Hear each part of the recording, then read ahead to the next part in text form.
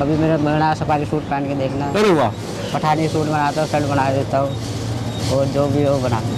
जीवन में जब हमारे सामने मुश्किलें आती हैं तब हम निराश हो जाते हैं, पर हमारे सामने वो लोग भी हैं जो चुनौतियों पर हावी होकर संघर्ष करते हैं। आइए आपको मिलवाते हैं डोईवाला निवासी श्रीराम पंत जी से, जो पैर से दिव्यांग हैं पर उन्होंने कभी हार नहीं मानी। 55 साल के श्रीराम पंत डोईवाला की टेलरिंग शॉप सिटी फैशन में लगभग 35 साल से कारीगर हैं। बचपन में अस्वस्थ होने पर एक पैर ने काम करना बंद कर दिया था। स्कूल दूर होने की वजह से कक्षा 6 तक ही पढ़ पाए, पर उन्होंने अपने पिता की बात को माना और कहते हैं पिता की सलाह पर उन्होंने टेलरिंग शॉप पर जाकर काम सीखा। श्रीराम हंसते हुए कहते हैं, कभी मेरा बनाया हुआ सफारी सूट पहनना आपको बहुत पसंद आएगा। मैं शर्ट बनाने का एक्सपर्ट हूँ। नमस्कार, डुगडुगी आपका अभिवादन करता है। मैं हूँ राजेश पांडे और आज मैं पहुँचा हूँ सिटी फैशन टेलरिंग शॉप पर और यहाँ हमारे साथ है श्रीराम पंत जी, जो लगभग 35 साल से ज़्यादा समय आपको हो गया है। आप एक कुशल टेलर हैं। हम आपसे जानना चाहेंगे कि कुछ सीखना कितना ज़रूरी है। ये सीखना ज़रूरी है। अगर पेट भरना है, किसी आगे हाथ ना फैलाना है, ये सीखना ज़रूरी है। माँ बाप यही प्रेरणा देते हैं कि काम सीखोगे तो किसी आगे हाथ नहीं फैलाओगे। सुबह ही आप अपनी दुकान पर आ जाते हो और देर शाम आप अपने घर जाते हो। कैसे हुई इस काम की शुरुआत? इस काम की शुरुआत तो मेरे पिताजी ने कहा था कि जब पढ़ाई पूरी नहीं हो पा रही है, स्कूल घर से बहुत दूर था, तो उन्होंने कहा सिलाई का काम सीख लिया, मेरे मरने के बाद तो रोटी कौन देगा। इसलिए हमने ये काम सीखा सिटी लाइट के यहाँ। वहाँ 15-20 साल हो गए थे। फिर अब एक कारीगिरी कर रहा हूँ मैं इस दुकान पे। मैंने पढ़ाई दूधली में करी थी, 6ठी क्लास तक पढ़ाई करी है। उसके बाद जो मेरे पिताजी सरकारी नौकरी में थे, उनकी पोस्टिंग हो गई थी ऋषिकेश वीरभद्र में। तो वहाँ कोई नज़दीक कोई स्कूल नहीं था, तो नज़दीक स्कूल नहीं था तो 2-3 साल पढ़ाई रुक गई थी। फिर पिताजी रिटायर हो गए थे। पिताजी रिटायर होने के बाद हमने घर में सरवाला कला में बनाया। तब मैं पढ़ के छू नहीं था, तो उन्होंने कहा था सिलाई सीख ले। तो बाद में मेरे मरने के बाद तुझे कौन रोटी देगा। जब आप सिलाई सीखने पहले दिन सिटी लाइट हाँ जी आए तो आप क्या महसूस कर रहे थे कि क्या इस काम को सीख पाऊंगा या नहीं सीख पाऊंगा? सिटी लाइट ये तो एक मास्टर जी ने कहा था कि ये काम सीखना ज़रूरी है, कुछ दिन दिमाग तो लगाना ही पड़ेगा इसमें। और दिमाग में यही बात आई कि हाँ ये बात सही कह रहे हैं कि अगर किसी आगे भीख मांगनी है तो दिमाग तो लड़ाना ही है। तो ये दिक्कत हुई, ये दिक्कत कब हुई? ये बचपन में हुई थी।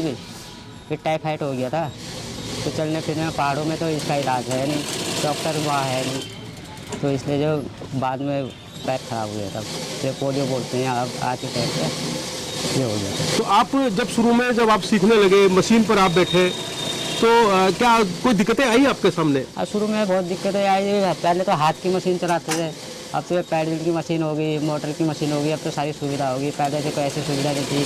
पहले तो कोयले की प्रेस थी, अब तो इसकी इलेक्ट्रिक प्रेस होगी, बिजली की प्रेस होगी। तो जैसे आप सब सीख रहे हैं तो कुछ गलतियां भी की हैं कभी? अब गलतियाँ हो जाती है, कभी तेज प्रेस लग जाती है तो कपड़ा फूक जाता है, तो ऐसा हो जाता है। लेकिन ऐसा कम हुआ है, ऐसा हुआ नहीं है। कोई एक किसी घटना का जिक्र करना चाहेंगे जब आपसे कोई गलती हुई हो, बड़ी गलती हो गई हो, किसी का कपड़ा खराब हो गया हो? ऐसा कोई घटना तो नहीं हुई थी। यहाँ एक बार ऐसा हुआ कि प्रेस लगी छोड़ गया था, रात को नींद आ के सो गया था, तो सुबह देखे कि वो सारा फिल्टर ही फूक गया था। ओहो, तो दिक्कत हुई उसमें? हाँ, उसमें दिक्कत। अच्छा, आप इतने साल से काम कर रहे हैं, क्या क्या कपड़ा बना लेते हैं आप? तो कपड़ा सब कुछ बना लेता हूँ, पैंट शर्ट सफारी सूट, कभी मेरा बना सफारी सूट पहन के देखना। अरे वाह। पठानी सूट बनाता हूँ, शर्ट बना देता हूँ और जो भी हो बना।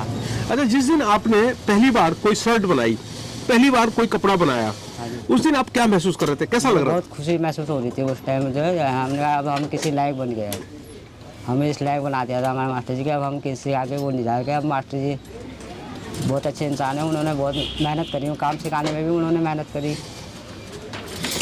तो आप 35 साल से इस काम को कर रहे हैं और कभी मन में आया कि इस काम को की बजाय मैं दूसरा काम सीख लूँ, मुझे कुछ और करना चाहिए? अब देखो ये हम इसके अलावा कुछ और काम कर भी नहीं सकते, ये यही हमारा हाथ है। हम मेहनत मजदूरी नहीं कर सकते, तस्ला नहीं उठा सकते, है कि नहीं। आप कितने बजे आ जाते हैं दुकान पर?